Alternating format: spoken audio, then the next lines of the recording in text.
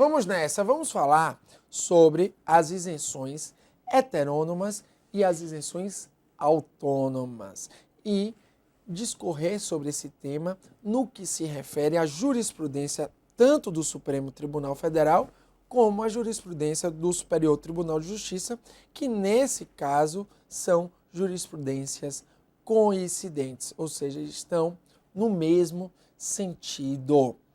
De início, o que são isenções autônomas? As isenções autônomas são aquelas isenções estabelecidas, criadas pelo ente que tem competência para instituir o tributo. Em outras palavras, quando o ente que tem competência para instituir o tributo, ele também isenta esse tributo, isso é denominado de isenção autônoma, que é o comum, é o corriqueiro, é o cotidiano. O Estado da Bahia quer estabelecer uma isenção de PVA através de uma lei. A Assembleia Legislativa da Bahia aprova uma lei específica e isenta de PVA os automóveis destinados ao transporte de táxi, né? aos automóveis que servem como transporte coletivo, aos automóveis que servem como táxi. Então, isso aí é uma isenção autônoma. Por quê? Porque o Estado da Bahia tem competência para instituir o IPVA dentro do seu território, dos automóveis registrados no Detran da Bahia, e ele vai e estabelece a isenção. Por sua vez, quando a União isenta de imposto de importação determinada mercadoria ou determinado produto, também é uma isenção autônoma. Por quê? Porque o imposto de importação é de sua competência. Por sua vez, há as isenções heterônomas, também denominadas de heterotópicas, que são as isenções estabelecidas por ente diverso daquele que cria o tributo. Então, se determinado ente tem competência para criar o tributo e outro ente vem e estabelece a isenção desse tributo, isto é denominado de isenção heterônoma ou heterotópica. A Constituição, no artigo 151, inciso 3º, ela proíbe as isenções heterotópicas ou heterônomas. Afirma peremptoriamente que a União não pode instituir isenções de impostos estaduais e municipais. Todavia, contudo, porém, existe um caso em que o Supremo entende que não é caso de isenção heterônoma, isto é, a ministra Carmen Lúcia, no seu voto, deixou claro que não há caracterização da isenção heterônoma, mas é bom que você saiba essa hipótese, que quando a União ela atua como República Federativa do Brasil e, através de um tratado internacional, isenta impostos estaduais e municipais, este tipo de isenção é considerado pelo Supremo e pelo STJ como constitucional. Então, se a União firma um tratado com a Noruega para isentar determinadas espécies, né, de peixe, por exemplo, bacalhau, isento de ICMS, nesse caso, através do tratado ou convenção internacional, o Supremo Tribunal Federal entende que é possível. Por quê? Porque aí a União não está atuando no âmbito das relações domésticas. A União não está atuando no âmbito interno. A União, ela está atuando como representante da República Federativa do Brasil, está atuando no âmbito externo, e essa sua atuação no âmbito externo é possível, e nessa sua atuação no âmbito externo, através de tratados ou convenções internacionais, é possível isentar impostos estaduais e municipais. Ok? Então vamos ver, vamos seguindo aí o nosso material. Então, como você viu, as isenções autônomas são concedidas pelo próprio ente federativo, competente para instituir o tributo. Por exemplo, a lei federal concede isenção de tributos federais, né, e lei municipal concede isenção de tributos municipais. Isto é, a União concede uma isenção de contribuição previdenciária, a União concede uma isenção de imposto sobre operações de crédito, de imposto sobre operações de câmbio, de imposto sobre operações de títulos e valores mobiliários, de imposto sobre operações de contrato de seguro. Isso aí é tudo isenção autônoma. Da mesma forma, o município estabelece uma isenção de ITBI, o município estabelece uma isenção de IPTU.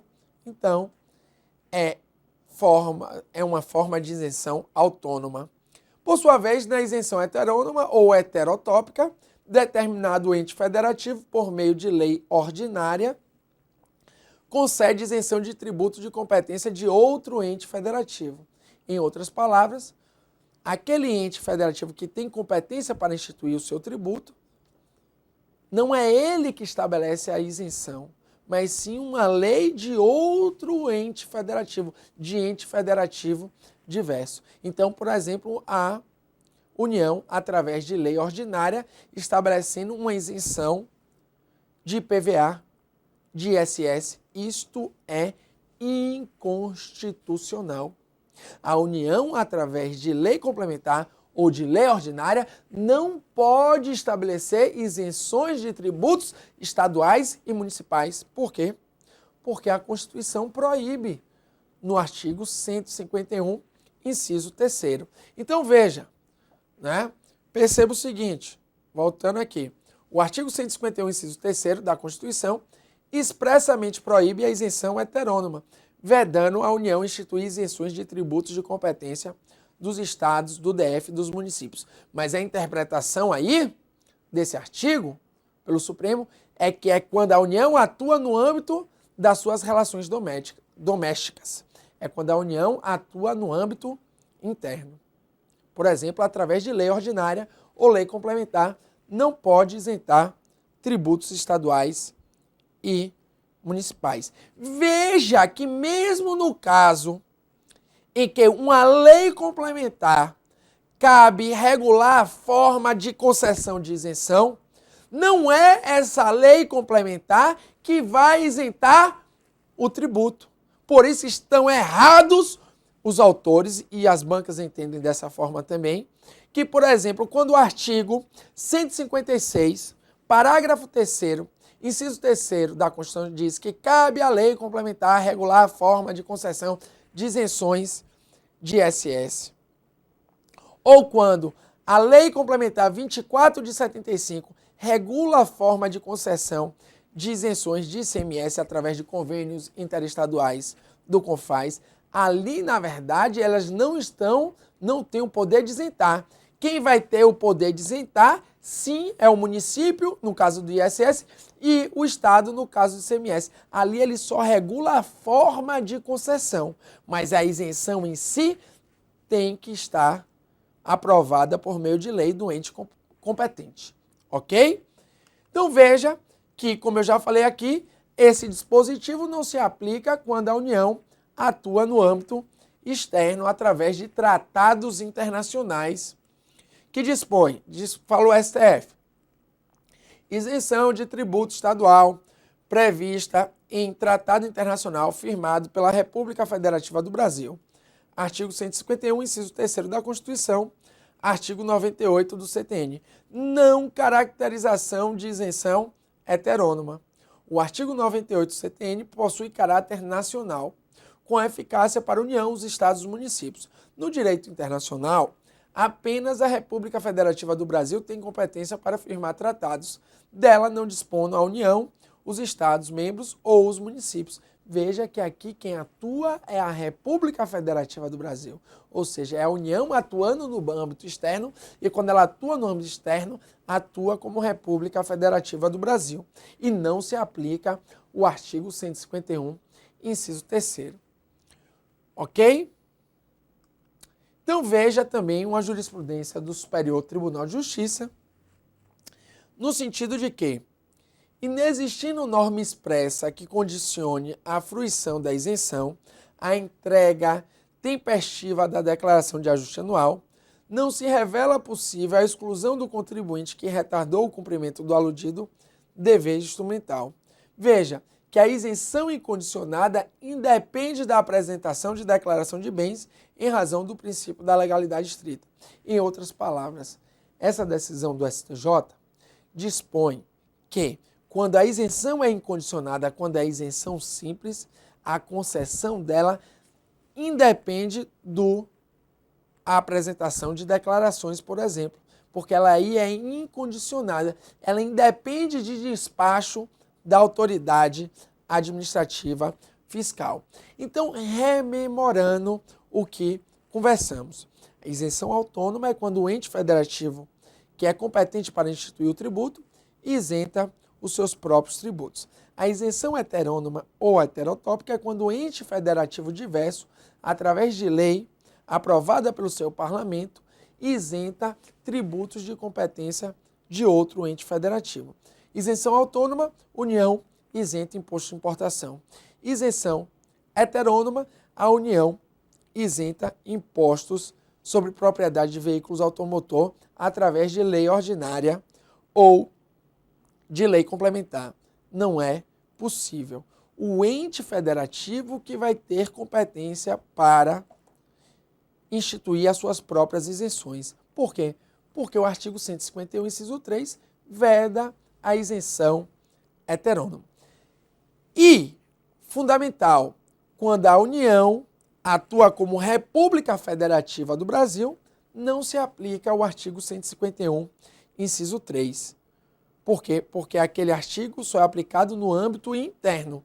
Nas relações externas, quem vai atuar através de tratados internacionais ou convenções internacionais é a República Federativa do Brasil.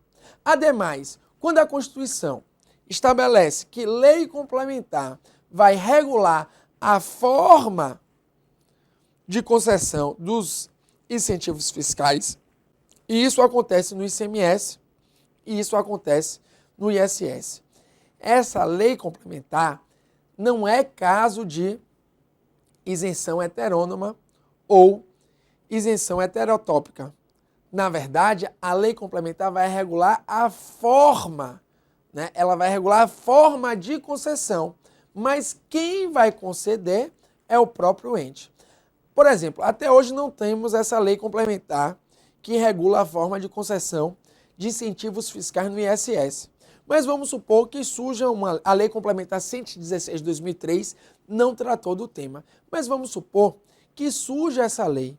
Surgindo essa lei que regula a forma de concessão dos incentivos fiscais no ISS, essa lei, ela não vai conceder a isenção do ISS. Ela vai falar qual é a forma da concessão. E quem, ao fim e ao cabo, vai aprovar a lei ordinária e conceder a isenção é a Câmara Municipal. A mesma coisa no caso do ICMS. Aí temos lei complementar, a 2475, 24 de 1975. Ali regula a forma da concessão. Mas quem, ao fim e ao cabo, aprova a lei ordinária que estabelece a isenção é a Assembleia Legislativa do Estado. Forte abraço.